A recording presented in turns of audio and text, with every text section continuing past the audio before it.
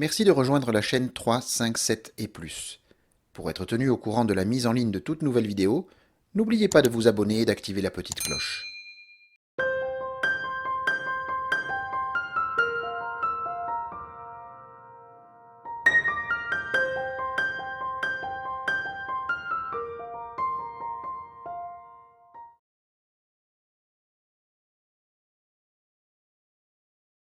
De Saint-Jean de Garguier le 30 octobre.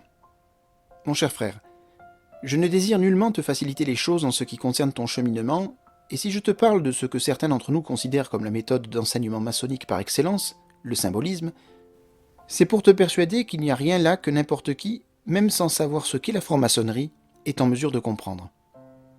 La mythologie grecque et la romaine peuvent te fournir ample matière, mais, d'une façon plus générale, tu peux te rendre compte que l'initiation au grade d'apprenti est une initiation traditionnelle en ce sens qu'elle est une sorte de panorama en acte des données constantes de la connaissance.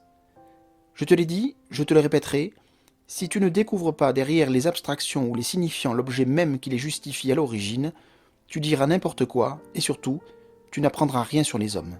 Pourquoi attachons-nous une importance particulière à notre méthode ? Cela, c'est plus intéressant que de savoir ce qu'il faut répondre quand on te parle du pavé mosaïque, parce que c'est à partir de la connaissance exacte du symbolisme maçonnique que tu pourras te faire une idée de l'enrichissement qu'il apporte. Il n'y a rien à croire, mais tout à comprendre. Cela, c'est l'essentiel. Certains te diront la maçonnerie d'inspiration chrétienne. Vois l'évangile de Saint Jean. D'autres te diront mais c'est l'influence israélite qui domine, ou plutôt l'empreinte judaïque avec le triangle et Yahvé. D'autres sauront reconnaître dans le cabinet de réflexion, dans les épreuves de l'air, de l'eau, du feu et de la terre, une plus ancienne influence, et les connaisseurs des écrits de Julien invoqueront le soleil.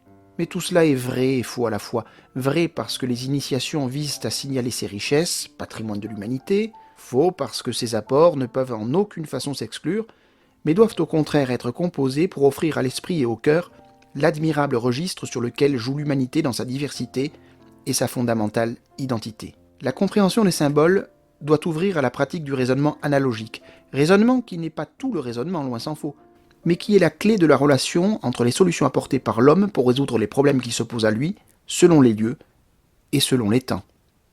Amicus.